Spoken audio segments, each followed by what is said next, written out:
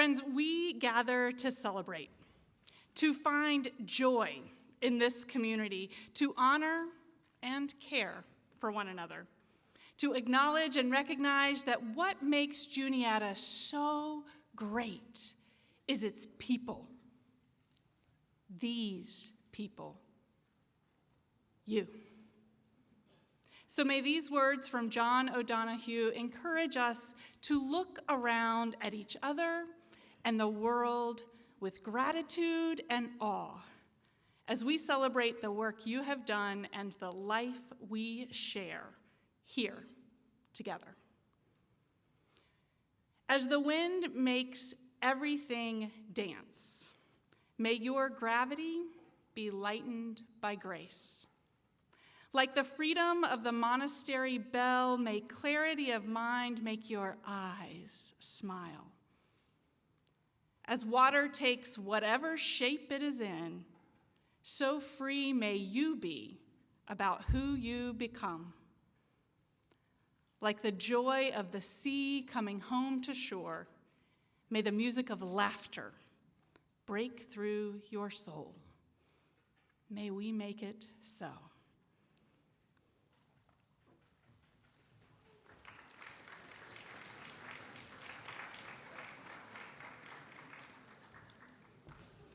Please be seated.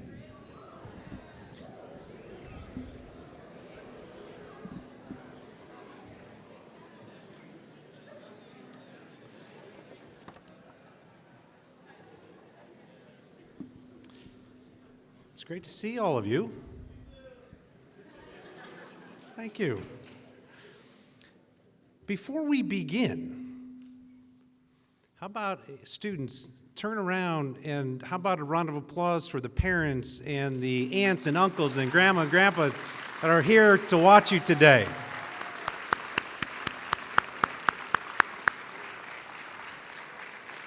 For those up there in the balcony, how many senior parents do we have? Folks that will be, oh, wow. Can you believe we are here? Remember me talking to you over in Alumni Hall a couple years ago and saying how fast this will be and we'll get to this finish line together? Well, we are nearly there. So good afternoon and welcome to the Spring Convocation ceremony. And it is truly hard to believe that we are wrapping up the 2022-2023 academic year. And seniors, raise your hand out there. Okay. You too.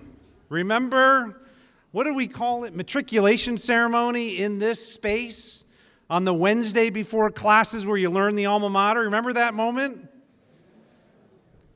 Hard to believe. 4 quick years. A lot has happened, a lot to celebrate. Today and in a couple weeks, well, not a couple weeks. How many days until commencement? Who's got the countdown? Is it 10, 11 days till Saturday, May 13th? Wow. Well, it's great to have all of you here, and parents, aunts and uncles, grandma and grandpas, great to have you up with us as well to celebrate the achievements of both our faculty and all of our students. Each year at this convocation, it is tradition to invite the recipient of the Beachley Award for distinguished teaching from the previous year to speak.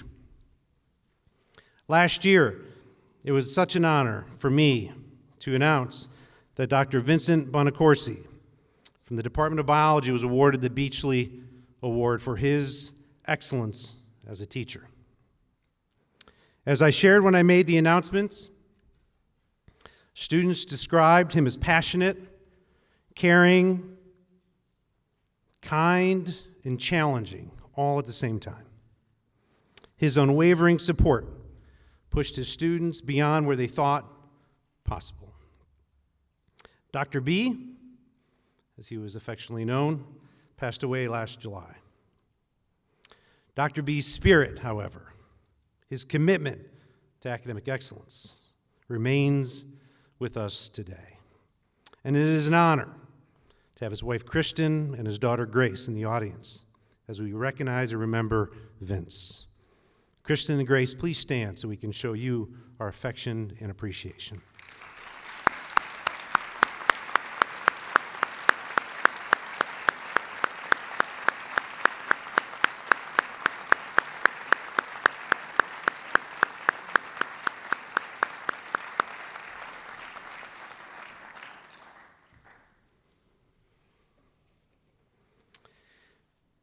I am pleased that we will continue our tradition of inviting a Beachley Award winner to speak today. Dr. Jim Tootin was the winner of the 2019 Beachley Award for Distinguished Teaching. Dr. Tootin should have spoken in this space at this particular time in April of 2020.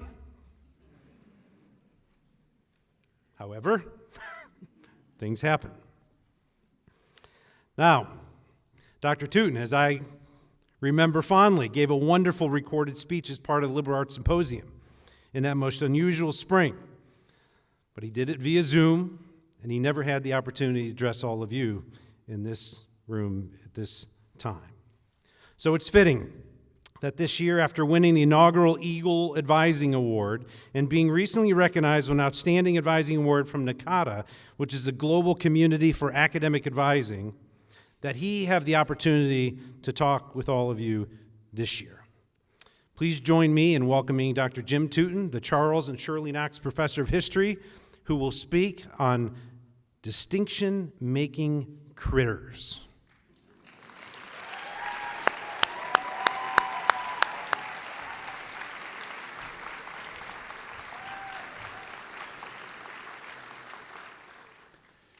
President Troha, Provost Bowen, my faculty colleagues, guests, award recipients, and especially class of 2023. 23ers, I know you have thought about who you are. And over the past 4 years, I got to know a lot of you as individuals, but now I want to think about who you are as a group. So this is going to be a little raise your hand poll. Who among you, and you got to think about what's on your phone, is on team sheets? Be honest. Be honest. I know, if you've been to Sheets between 10 p.m. and 10 a.m., you're on team Sheets. Now, some of you might be on a different team, Team Wawa.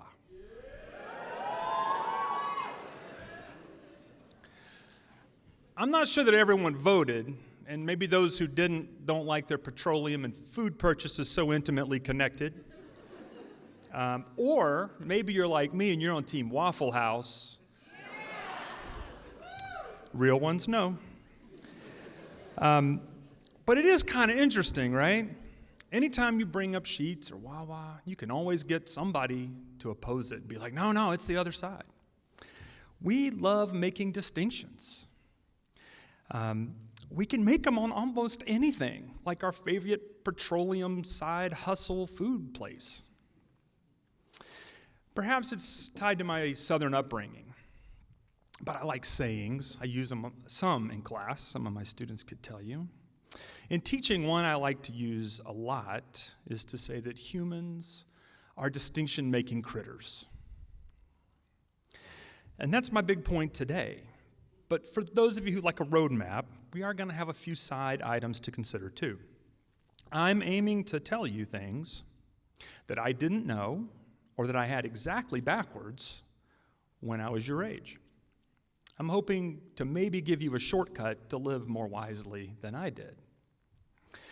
PDM, it's Juniata, it's got to have an acronym, or presumptuous distinction making, is dividing people into groups or even marking the differences between you and one other person based on some kind of perceived, especially superficial difference.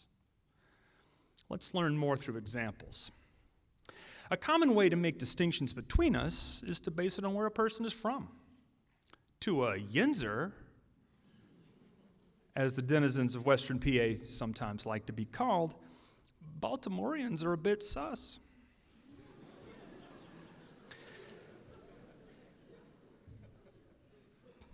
But Juniata wouldn't be the same without Dr. Bonacorsi or Dr. Powell. And as for Yinzers, well, if we didn't have Dr. Bukowski, we would have walked in here in silence.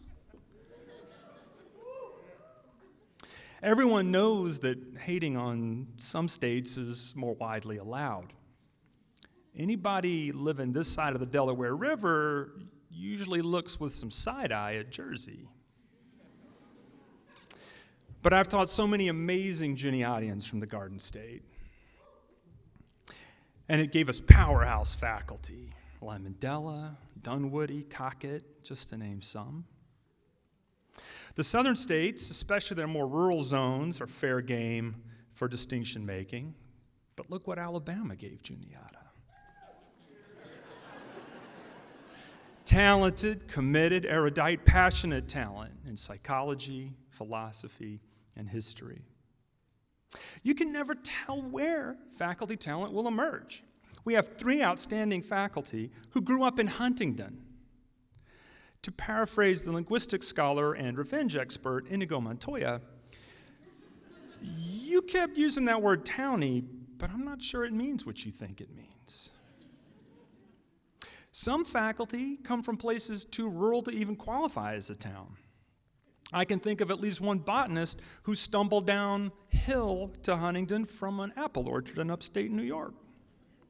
And if you believe the rumors, supposedly someone else crawled out of a swamp in South Carolina.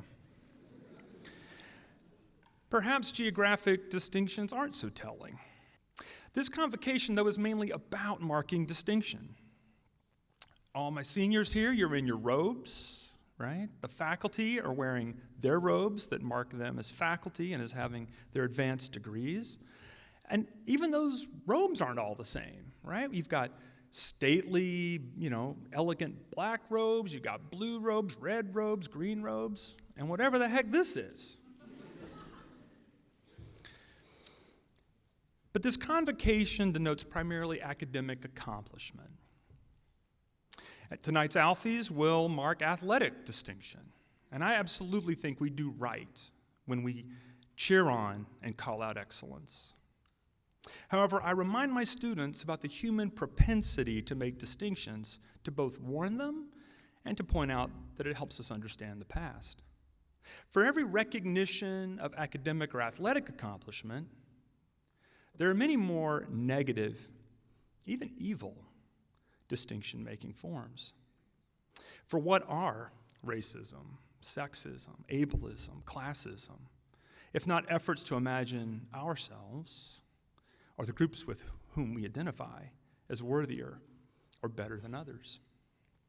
That's PDM at its most harmful. We know those isms are terrible, but more subtle distinction-making occurs too, and it's pretty insidious for being rarely noticed. Here's an example that illustrates the way these things work.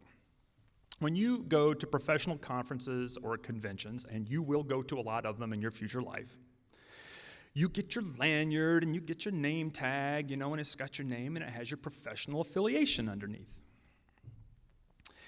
As you mingle, or let's say build social capital, you read someone's name on their tag, and your first impressions are often tied to whatever their affiliation is.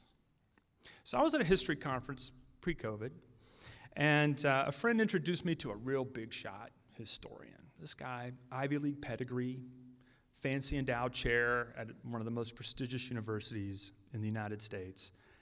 Oh yeah, and a Pulitzer Prize. When he introduces me, the guy, looks over, leans at my name tag to read Juniata, Juanita College, and he's not impressed, right? It's like he couldn't hide it. He's not impressed. Something about it he thought was uninteresting or unworthy of his time. I was a little wounded.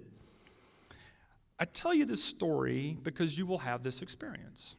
You will meet hundreds of people from this day forward, and they will constantly ask you where you went to college. Some will, with their faces, their words, or by redirecting their attention, betray themselves. They may be snobs. They may or may not know that they are snobs. After all, they probably haven't been asked to think about who they are. But they are distinction-making critters, and they will be making the mistake that so many commit. They will assume they know vastly more than they do. They will take for granted that because they don't know of JC, it can't be large, and if it's not large in numbers, and they don't know much about it, then it can't be important. Among the distinction-making errors people commit is confusing size with quality and fame with importance or value. Those experiences can be humbling. If they are, I would suggest you embrace them. Humility is a cardinal virtue of Juniatians. Just don't fall into the PDM trap yourself. Instead, remember that talent is everywhere. This world doesn't suffer from a talent shortage, it suffers from an opportunity shortage. I mean, talent is abundant in this hall, and it's abundant in the prisons across the river. Let me relay how I finally got that fact through my thick skull. When I lived in Atlanta, I worked in a family-owned print shop. My boss was like a year older than me, and he had inherited the business from his father at retirement. My boss's brother worked in construction, but I knew from hearing stories that he had done some pretty hard time in state penitentiary for armed robbery. I was kind of curious to meet him. One day my boss was going out for lunch, and he was like, "Hey, my brother might swing by before I get back. If so, tell him where I am and ask him to wait." So I'm, working, and in comes this guy. He is 6'6". He made a lot of gains in prison with those weights. He never smiled. He favored sleeveless shirts, and he had prison tats on his arms, not cute prison tats. He is one of the most physically intimidating people I have ever met. Over some months, though, I got to know him. And I learned that he was a really interesting, smart person. After I got up the courage one day, I asked him, "How do you even do tattoos in prison?" And he kind of fixed me with his eyes, and he said, "Tootin, what you need to know is that there's tons of talent locked up." That changed my perspective. It had comforted me to think that talented people didn't go to prison, talented people went to college.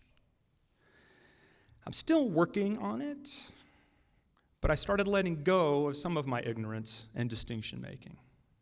I would like you to join me on that journey. Try not to be closed to those who hit you with PDM. Those that snap judge you for learning at a school that isn't well known to them won't know about Juniata's history. They won't know that JC produced a Nobel-winning physicist, healers of all stripes, award-winning teachers, the lead designer of the Hemi engine, Major League Baseball players, an NFL coach, Emmy winners, and the CEO of the American Medical Association. I always love that one. All the smart, talented doctors in America are like, who do we hire to be our chief doctor? That guy from Juniata, that's the guy we want. His name is James Madara, and he gave one of the best commencement speeches I've heard, but I've only been to about 25 here. In fact, it's up there with Bill Phillips' speech, who, of course, is the guy that won the Nobel Prize in Physics. Oh, to make it even better, Madara talked about Bill Phillips in his speech because, you're going to like this, Madara used PDM on Bill Phillips. He made a distinction between himself and his friends and Bill Phillips and his friends. He didn't think they were smart or as cool as they were. I could do worse than to quote Madara here. Be smarter and better sooner. Assume everyone you meet is your equal. They will have talents, they will know things you don't know, and have skills you lack. Build social capital instead of castles of distinction in your mind. Well, Madara's speech diagnosed me as someone recovering from PDM. Now, your median age is 22. I know I had Professor Powell check it.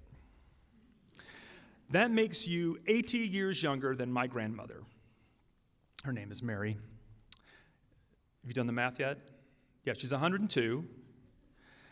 To those with presumptuous distinction making, she is decidedly unimportant. She grew up in the Piedmont of South Carolina in a small farming family. Her father left them when she was a child. She completed the required 8 grades of education and then dropped out so she could go to work. She labored in textile mills and factories and blue-collar positions across her life. She speaks with a strong Southern accent. She talks country. Those are all strikes against you among distinction makers. But until her eyesight failed, she loved to play Scrabble. With her 8th grade education from those Depression-era South Carolina schools, she crushed me in Scrabble when I was in high school. And in college, too. But by the time I earned a PhD, she was beating me and my medievalist colleague. With us and her 3 college graduate daughters, you could have wallpapered her living room with diplomas. But it meant nothing. To those using PDM, her limited formal education was supposed to define her, and her Southern accent should have been a sign of her intelligence. Scrabble, though, is a harsh meritocracy.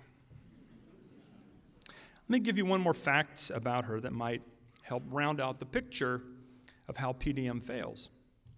When our family gathered together to celebrate her retirement at 65, she was retiring from a Union Carbide plant. And that night, we celebrated and everything, and at the end she said to her daughters, "Tomorrow, I want you to start teaching me to play the piano." She owned one. She had paid for it so her daughters could learn to play, and they learned to play well. Now she wanted her turn. I've never gotten over that. I was about your age, and I thought when you retired, you got to stop doing everything. It's like, well, that's the end of doing stuff, right? She, of course, was wiser than me. She knew that retirement meant she had time, her time, to learn new things. And she had the intrinsic motivation to spend hours doing it. It was for her. So yes, I am telling you, have a growth mindset like my granny. We didn't live with permanent cases of PDM. We can retrain ourselves. That's what cognitive behavioral therapy does. It helps individuals reframe their thoughts and alter their behavior so that they can live better lives. If this were a beauty pageant, this is a thought experiment. It's not like me really in a beauty pageant. That would be unlikely. And I got one of those beauty pageant questions, where they're like, what's one thing you would do to make the world a better place? I would build vast global armies of trained psychologists. Skilled in techniques such as cognitive behavioral therapy. There would be free appointments anywhere in the world for anyone. When we see the errors in how we think about ourselves and how we think about others, we have the power, especially with help, to reroute our thoughts into better places. We can set aside presumptuous distinction making. I ask you to remember that at 22, if you're lucky like my grandmother, you may have another 80 years. And with a growth mindset, armed with a well-trained mind, focusing on knowing people rather than making distinctions between them and yourself, you all could be the best kind of critters. Thank you.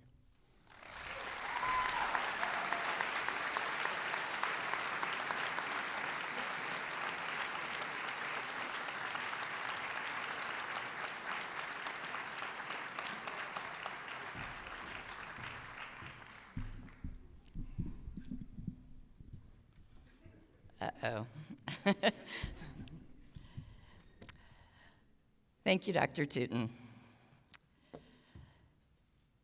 President Troja, faculty, students, and guests, it's my pleasure to be able to announce the awards and the scholarships given to our students for academic excellence and their contributions to the Juniata community. Each award will be announced by name and I'll provide a very brief description of that award.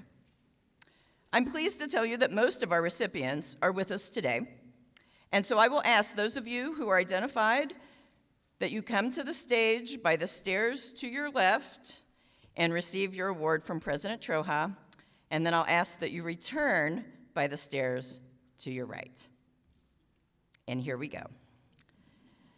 The accounting plaque for outstanding work in accounting and for overall leadership is awarded this year to May Nguyen.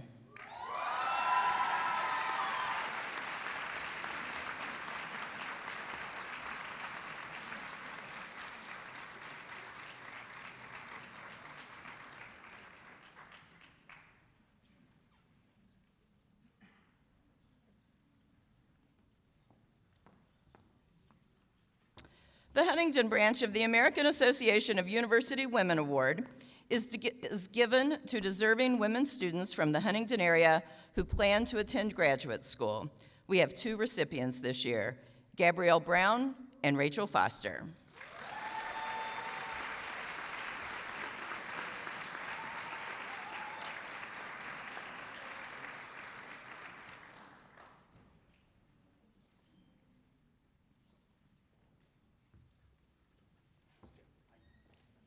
And for the first time this year, we are awarding the Donna Weimer Award in Communication, which honors creative and positive contributions to the field of communication. Congratulations to Justina Brown and Olivia Mast.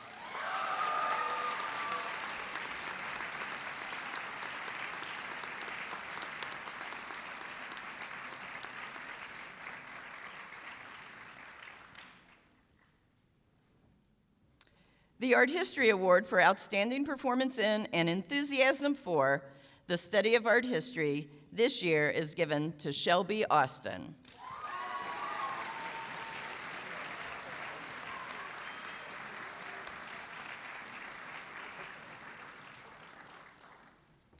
And we recognize those who placed in the John M. and Thomas F. Bailey Oratorical Contest for winning the Bailey Oratorical. This year in first place, Elizabeth Bailey, second place, Lillian Case, and third place, Kayla Blackstock.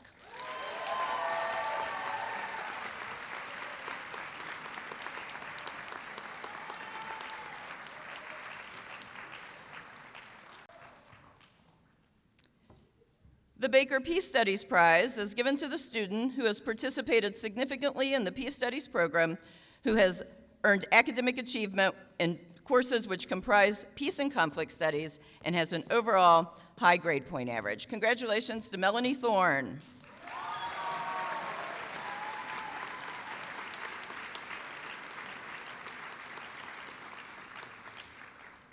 The Rebecca C. Barrick Language Prize is given for women language students with a distinguished record. This year's recipient is Lauren Strichek.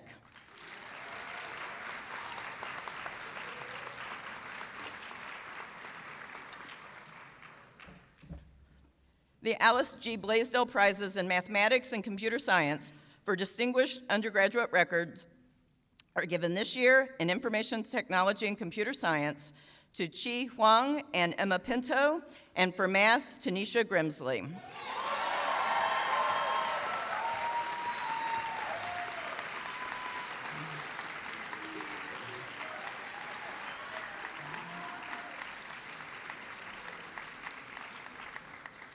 The Dr. Andrew B. and Maria F. Broombaugh Science Prizes are given to students with distinguished undergraduate records in biology, chemistry, or physics. There are 13 awardees, so I'm going to ask that you hold your applause until I announce all of their names. Ryan Bennett, Russell Branton, Blake Castle, Mansi Chandra, Joshua Dugan, Elsa Klotz, Brendan Nauman, Emma Sanders, Emma Sproles, Lauren Strichek, Emily Williams, Lydia Yates, and Julia Young.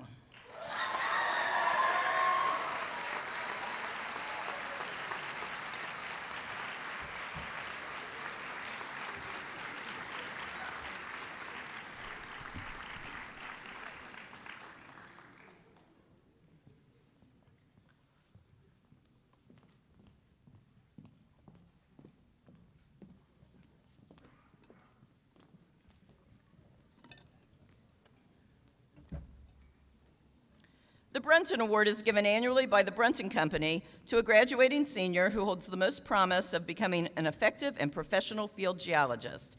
This year's award is given to Brendan O'Brien.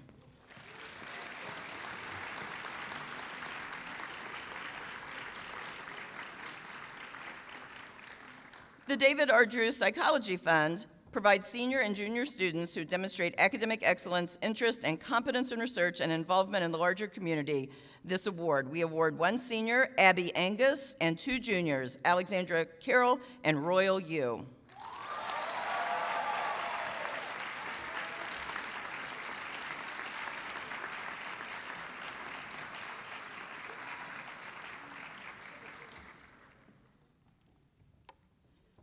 The Class of 1989 Endowed Award is given to a junior who exemplifies outstanding involvement in co-curricular activities while maintaining at least a 3.0 GPA. Congratulations to Aiden Duran.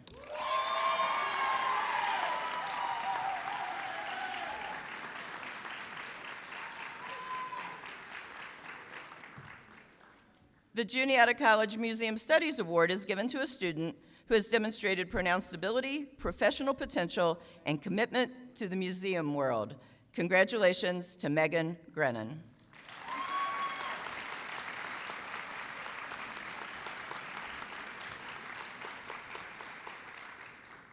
And the Raymond R. Day Social Work Award is given to a senior in the helping professions with an outstanding academic record. Congratulations to Jairi Nunez.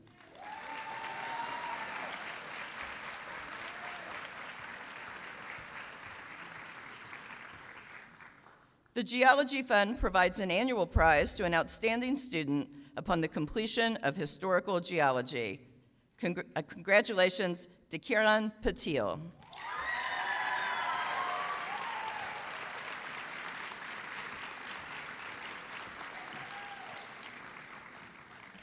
The Audre Lorde Award honors students who actively foster awareness and appreciation of diversity on our campus and in our community. We honor 5 students this year: Cruzilius Contreras Amesqua, Noah Latta, Citlali Lopez, Jada Murray, and Brandy Ray.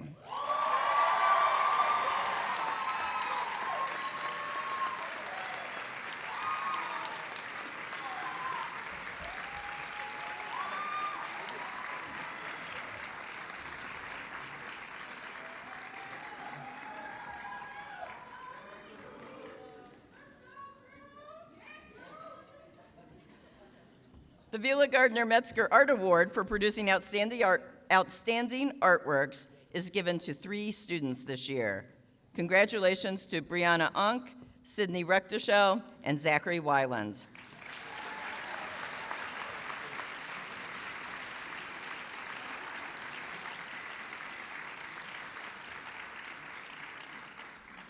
The Justina Marsteller Langdon Prize is given to the senior woman who exemplifies helpfulness to others and devotion to the college.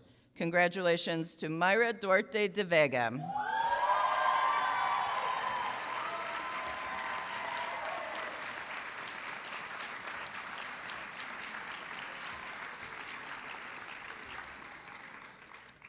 The Herbert A. Miller Award is presented to seniors in business administration or economics who demonstrate characteristics and qualities necessary to be outstanding citizens. We have 4 recipients. Congratulations to Natalia Diversa, Mahoka Inaba, Thomas Okuda, and Caitlin White.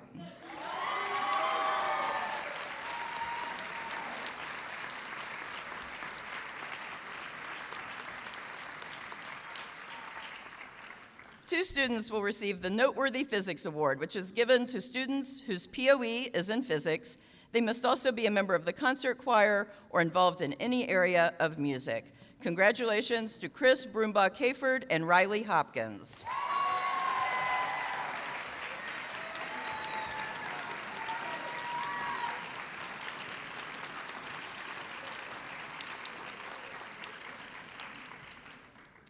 The Rufus Reber Physics Prize is given to either junior or senior physics POEs with excellent academic performance and campus citizenship.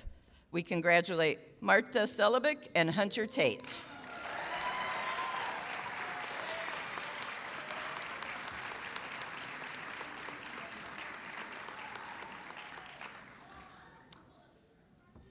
There are 6 recipients this year of the Charles M. Rice Accounting Prize for outstanding work in accounting. Congratulations to Nicholas Flaherty, Dalton Keller, Evan Long, May Nguyen, Nicholas Rigby, and Emily Soloranzo.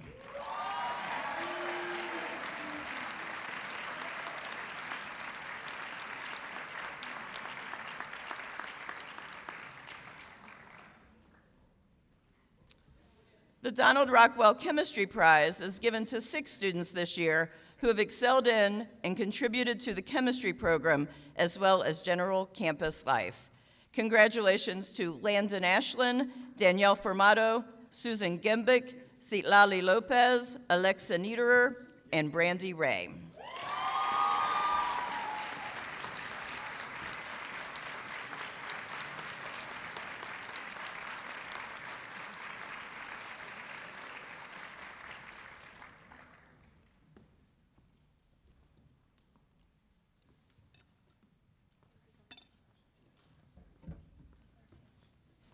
There are 8 recipients of the William A. Schleister Award for Academic Achievement, Character, Dedication to Juniata, and Promise of Future Success. We congratulate Jean Barrera, Judah Eveleth, Ryan Hughes, Julian Jackson, Hunter Lagerman, Christopher Mignanelli, Wesley Newman, and Nicholas Rigby.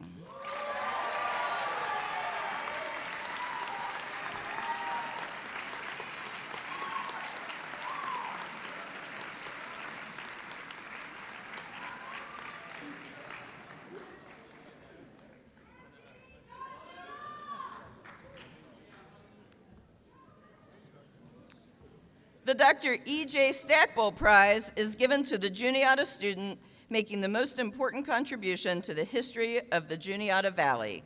Congratulations to Brian Stanfest.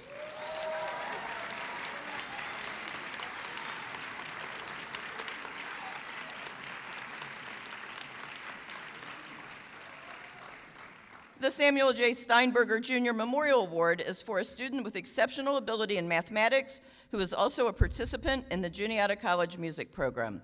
Congratulations to Akash Gurung.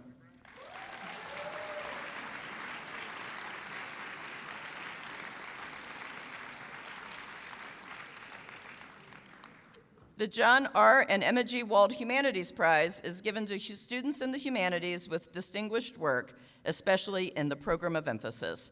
Congratulations to Chloe Gerhard, Megan Grennan, and Maggie Taylor.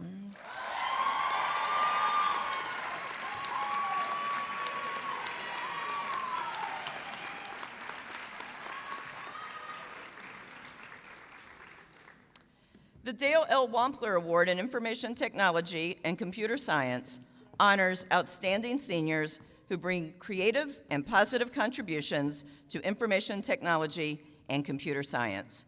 Congratulations to Mary Fairfield and Mi Vu.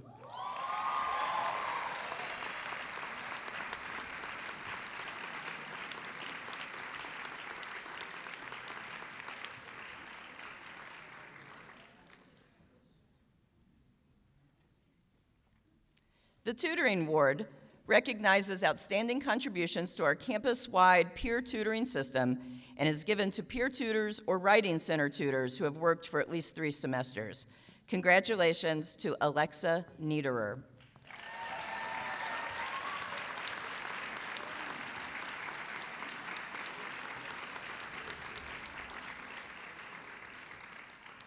The Max Bliss Angus Carnes Arnold Schwimmline Scholarship is awarded for study abroad to a student who plans a full academic year of study in France, Germany, Russia, or Spain. Congratulations to Elizabeth Cox.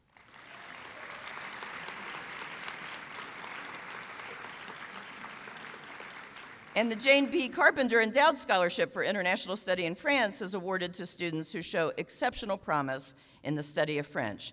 Congratulations to Elizabeth Cox and Danielle Michael.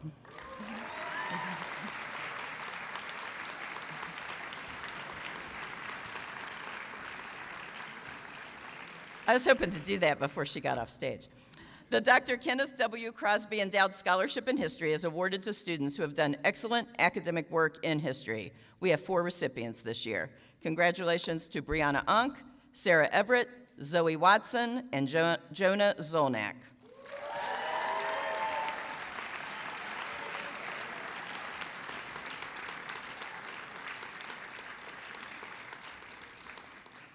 The Charles L. Cox Brethren Scholarship was established in memory of the late Reverend Charles L. Cox by his wife, Mrs. Edith Cox, to honor his lifetime of ministry in the Church of the Brethren. Congratulations to Sidney Garner.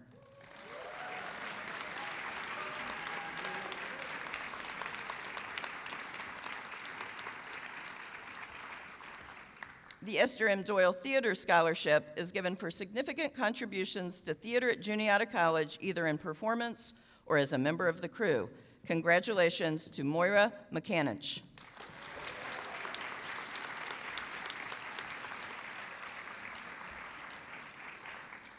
We have 11 recipients of the Charles C. Ellis Endowed Memorial Scholarship for unusual scholarly competence and citizenship.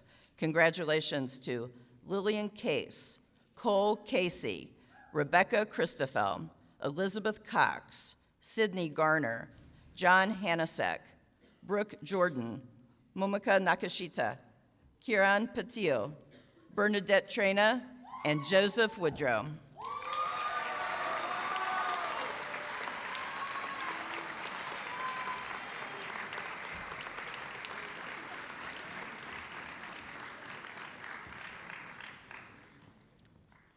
The Leonard L. Floss Class of 47 Scholarship is given to a student who has an excellent academic record and a program of emphasis from the Department of Accounting, Business, and Economics.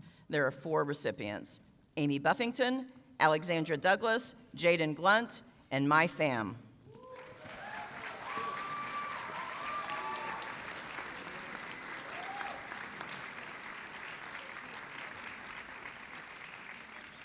There are 2 recipients of the Gibble Summer Service Scholarship, which is given to students who have given their time to improve the lives of young people. Congratulations to Abigail Garber and Shah Kothagandla.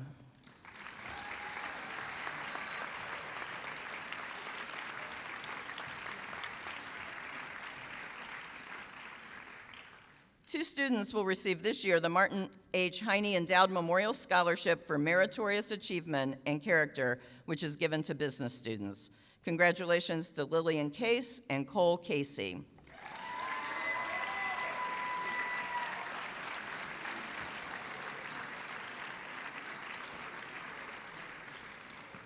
The Ruth Ellis Hadendot Endowed Scholarship is awarded to a student majoring in early childhood education. Congratulations to Jenna Mock.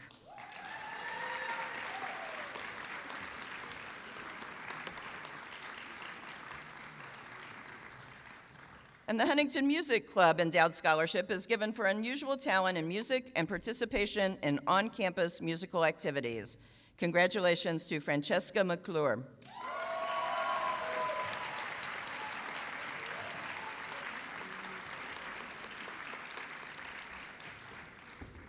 The Honor Society Endowed Scholarship is awarded annually to students selected on the basis of their grades, as well as constructive, thoughtful, and creative use of the POE. Congratulations to Amelia Kasdorf and Alexandra Sana.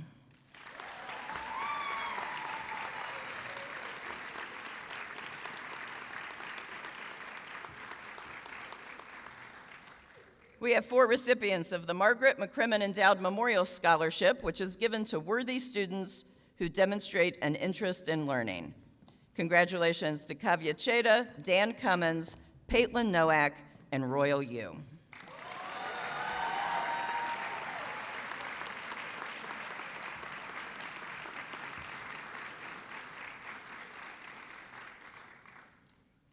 There are 8 recipients of the NICE Endowed Scholarship for Study in Latin America.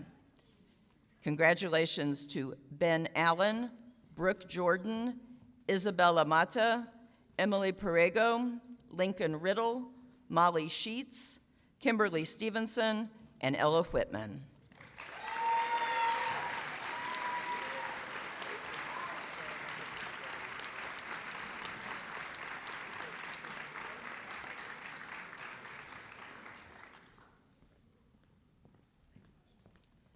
The Clarence R. Pence Endowed Pre-Medical Scholarship is given for evidence of a humanitarian attitude, scholarly excellence, and character. Congratulations to Axel Grader and Holly Wilson.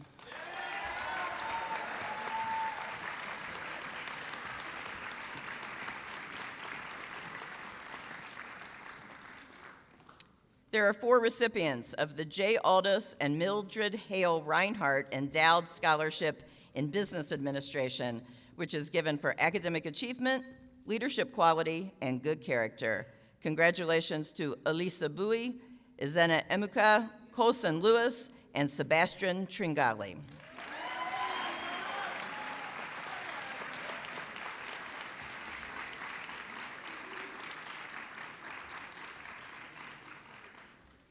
Two students this year will receive the Reinhardt Darkush Endowed Scholarship for International Study and Education, which is given at the end of the sophomore year to elementary education students who plan to study abroad during their junior year.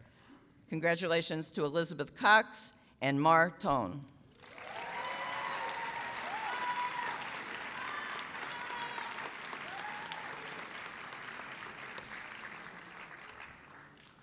We award the Donald M. Rockwell Endowed Chemistry Scholarship for high academic achievement and excellent potential for further study in chemistry to 9 students this year.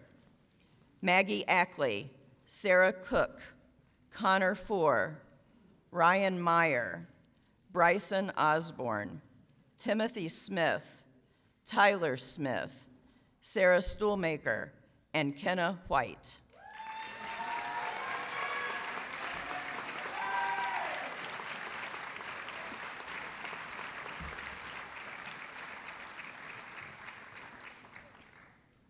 The Dr. Norman E. Seams Endowed Scholarship is awarded to a physics or engineering physics POE. We have 2 recipients this year.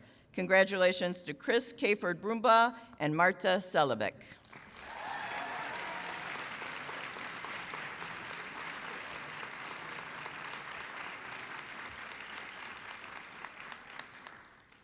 The Philbrook Smith and Edgar Hart Scholarship is awarded to a student traveling abroad who also has a POE in history.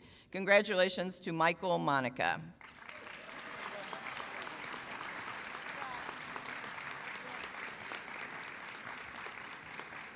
The John N. Stauffer Endowed Humanities Scholarship is awarded for outstanding ability and personal character.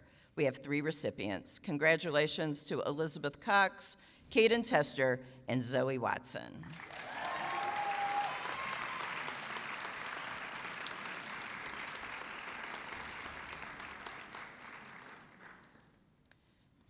The William F. Tinsley Endowed Scholarship was established by Dr. William Tinsley of Bangor, PA.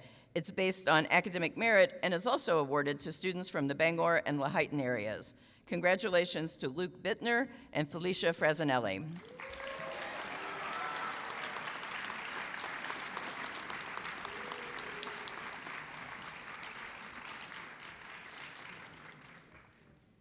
The Luella Robertson Trueheff Drama Scholarship is given to a student who has shown outstanding ability in drama and/or public speaking. Congratulations to Ian Kiefer.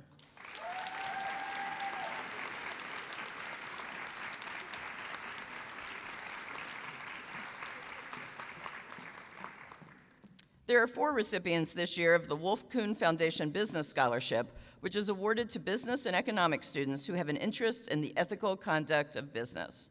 Congratulations to Jordan Amon, Carissa Hurt, Asahi Nego, and Millie Pham.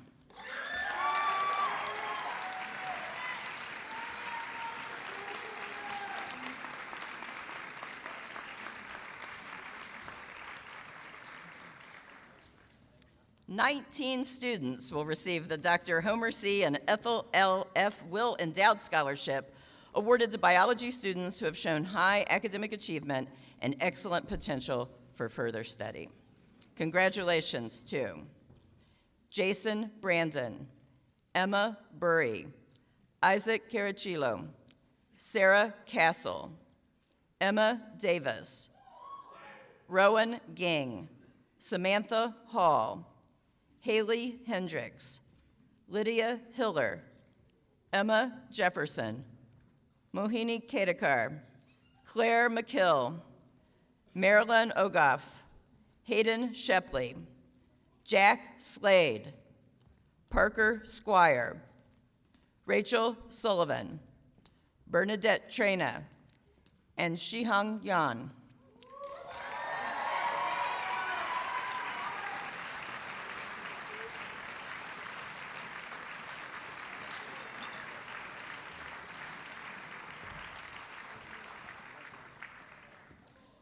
The Paul R. Yoder Endowed Memorial Scholarship is given to a student majoring in physics who has performed excellent academic work and intends to pursue an advanced degree. There are 3 recipients. Congratulations to Lily Brownlee, Riley Hopkins, and Notika Masamuni.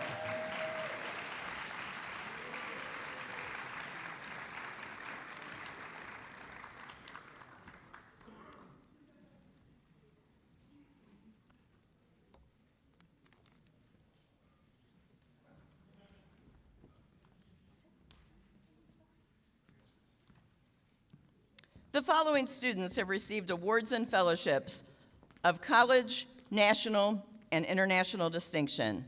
As I call your names, I would ask that you stand as you are able. Receiving the English Teaching Assistant Fulbright, Kyle Lauder, who will study in Bulgaria, and Taylor Metz, who will study in Spain.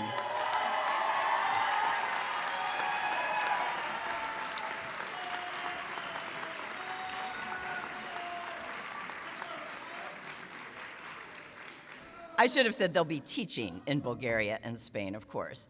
Receiving the Boren Scholarship for Intensive Language Study Abroad, congratulations to Elijah Weaver.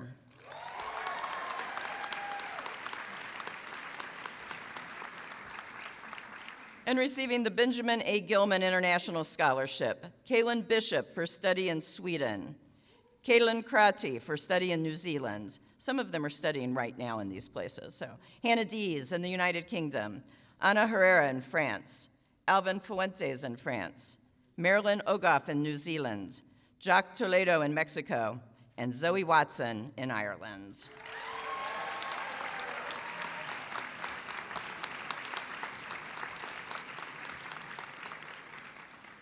We have 3 C. Jewett Henry Pre-Law Fellows. Congratulations to Paul Leach, Alexandra Santa, and Zoe Watson.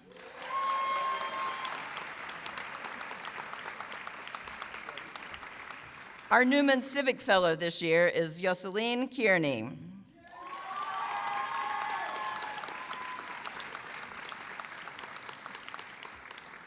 Four students will participate in the Shepherd Higher Education Consortium on Poverty Studies: Kaylin Bishop, Axel Grader, Alexandra Santa, and Abby Sunchin.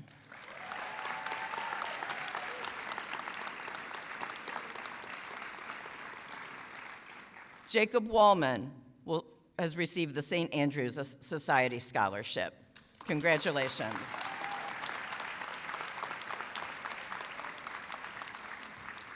And Brian Stanfest was awarded the Joanne Day Student of the Year from Penn Ace. Congratulations.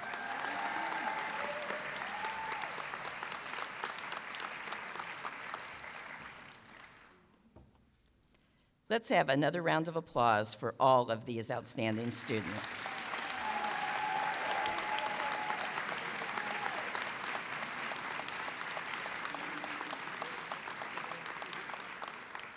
As Dr. Tootin mentioned, academic athletic awards for both athletics and academic excellence or community service and citizenship will be presented at the Alfies this evening, also in this space. And now I will turn to President Troja, who will announce our 4 faculty awards.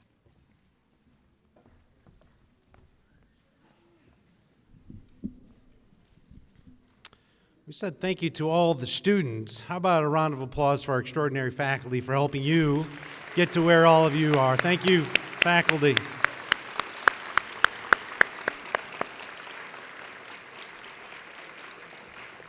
Okay, we ready? Okay. Our first award, our faculty award, is for the Eagle Advising Award. This is awarded to a faculty or staff member who is currently serving as an advisor and has served in that capacity for at least 3 years. It was designed to celebrate an excellent advisor who made a difference in students' personal and/or academic journey. Our award winner enjoys building relationships with students with clear goals and paths, as well as with students who have experienced unexpected challenges and setbacks. This person, our awardee, asks great questions to make sure her advising is sound. A consistent phrase in describing her is that she always goes over and above. Described as quiet, understated, unsung hero, worthy of recognition.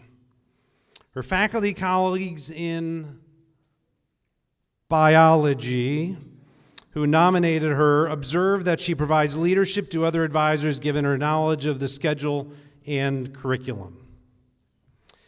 Liz loves solving scheduling puzzles, ensuring students having a successful curricular path to meet their post-graduation goals. She likes to help them plan more than a semester at a time. Liz is a member of the Health Professions Committee and joined the biology department in 2013. This year's recipient of the Eagle Advising Award is Liz Mansberger, Assistant Professor of Biology.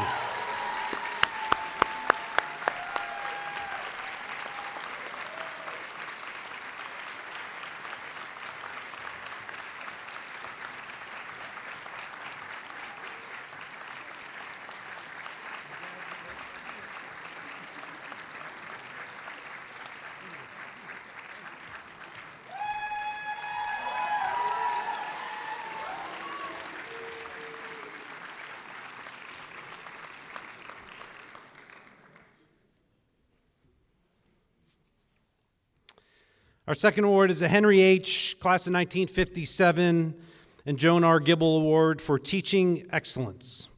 This is awarded to a tenure track faculty member with less than 6 years of experience. Students describe this faculty member as fun, creative, innovative, relies on case studies to emphasize problem solving and storytelling, both of which take an enormous amount of skill. This person is also receptive to feedback and committed to continuous improvement. She has a certain kind of energy. Kindness, compassion were consistent descriptors for this year's winner. She's committed to experiential and international education, securing internships, organizing field trips, engaging with the local community. Her nomination packet included endorsements from community partners, and in just a couple weeks, she will lead a study abroad trip on fashion marketing in France. Lee is very visible and engaged on campus, and boy, is she ever. She teaches beyond the classroom, giving her advising of student organizations, including the Chinese Club, and helping to organize the well-attended Chinese dinner. Lee truly involves herself in every facet of campus life, including teaching Zumba, which I've never been to. She has revised the marketing POE. She joined the ABE department in 2017. This year's Gibble recipient is Li Shen, Assistant Professor of Marketing.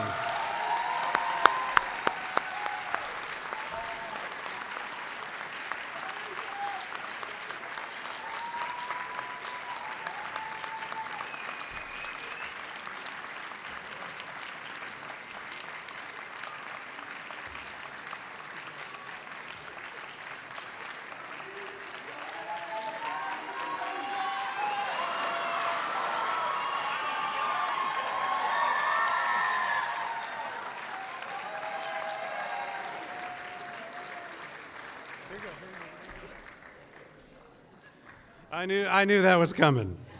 I knew.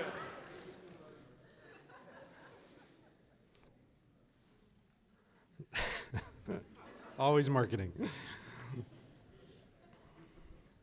Okay, our third award is the Beachley Award for Distinguished Academic Service. This is awarded to a faculty member who has demonstrated excellent service over many years. This award is for faculty for service beyond the classroom, usually related to community service or campus service. This person is described by colleagues as a stalwart faculty member on which you can rely with consistent service commitments and efforts year in, year out. Exceptionally generous with time. Noted for generosity of spirit, unfailing constructive attitude when providing critical feedback. She was described by a colleague in her nomination letter as an exceptional and amazing mentor. Whether we are talking about teaching, advising, professional development, or other miscellaneous challenges, I know I will receive her honest opinion and guidance. This faculty member has been on numerous committees, including SAD, PEC, and General Education Design. But it was her leadership of SOTL in spring of 2020 as we pivoted to high flex in teaching during lockdown that was pivotal in bestowing this award on her. Her work that spring and throughout COVID was described as heroic, substantive, exhaustive. The patience with her faculty, all of Juniata, putting LSA on Zoom, she was present, available, and unflappable. Add to this her creativity. Kim brought Malcolmy to campus and worked tirelessly to ensure all first-year students saw that exhibit at the Juniata College Museum of Art. She made sure we hosted the artists on campus. She also engaged in extraordinary program development efforts. She developed undergraduate POE in data science and a master in data science. Kim came to Juniata as a mathematician in 2006, earned a master's in statistics to help develop statistics curriculum and data science program, which is a testament to her institutional commitment and ethos of service. This year's recipient of the Beachley Award for Distinguished Service is Kim Roth, Professor of Mathematics and Statistics.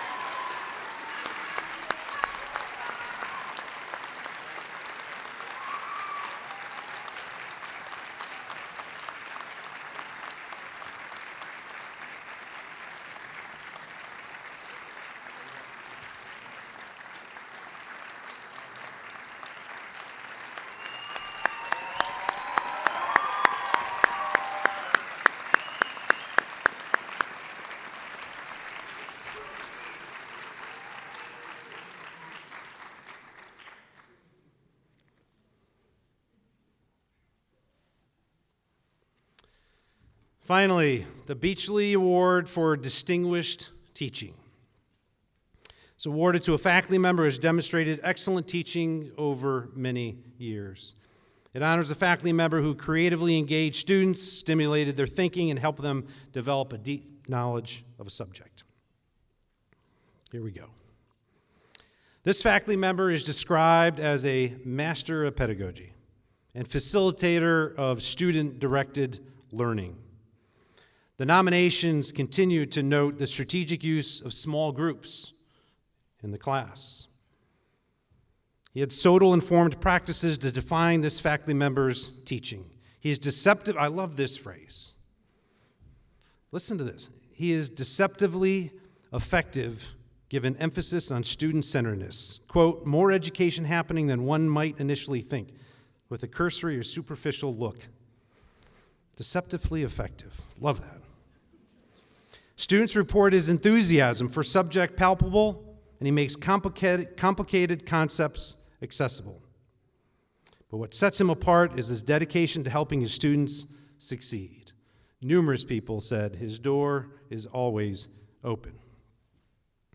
His use of the Eagle Fund to teach investment to students in a hands-on way is noteworthy, demonstrating his commitment to experiential education. Brad's continued impact is felt by alums in numerous nomination letters who speak eloquently about his commitment to his students beyond graduation. As one letter writer noted, he helped me determine what I wanted to do with my life and most cost-effective way to get there. Ain't that the truth? Another said that, and I quote, his teaching still propels us in our lives and careers decades after leaving Huntington.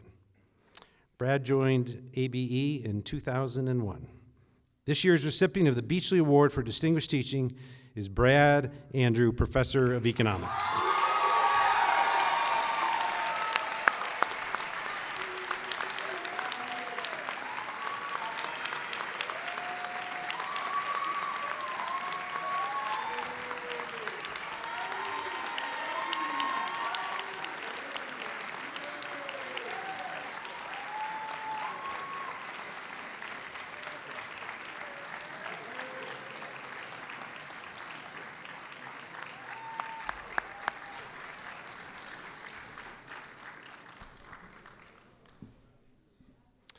I think BA's a little stunned.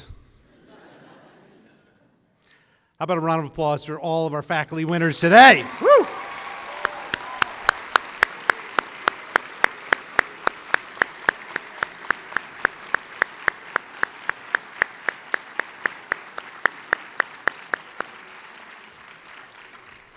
Okay, just to wrap up, before I bring up Grace Sheets to sing the alma mater, remember that, seniors, learning it in this room? Yes, of course you do. And you know every word. I want to give a shout out to Tracy Clapper Dotson. I don't know if Tracy is in the room. All of her, is that you, Tracy, underneath the balcony over there? No, that's it. Raise your hand so people can say thank you. Thank you for all of your work. Her staff, Heather Bumbarger, Allie Sones, and Tracy White, for putting all of this together. Thank you so much. Provost Bowen, the selection committees for all of our awards. We appreciate all the effort that you put in so many fine people can be acknowledged and recognized.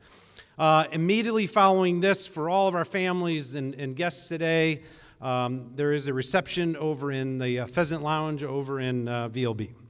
So please come on over and grab some refreshments.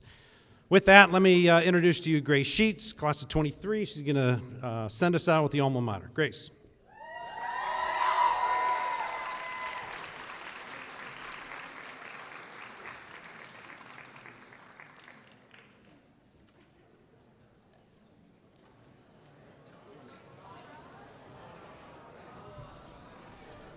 Okay, as you stand up, get ready for the alma mater. Once we're done with the alma mater, the platform party will recess, and we will get you out accordingly. Right, Jack? Yeah. And the senior photo is over in Kennedy. Yes, make sure you make your way over for the photo.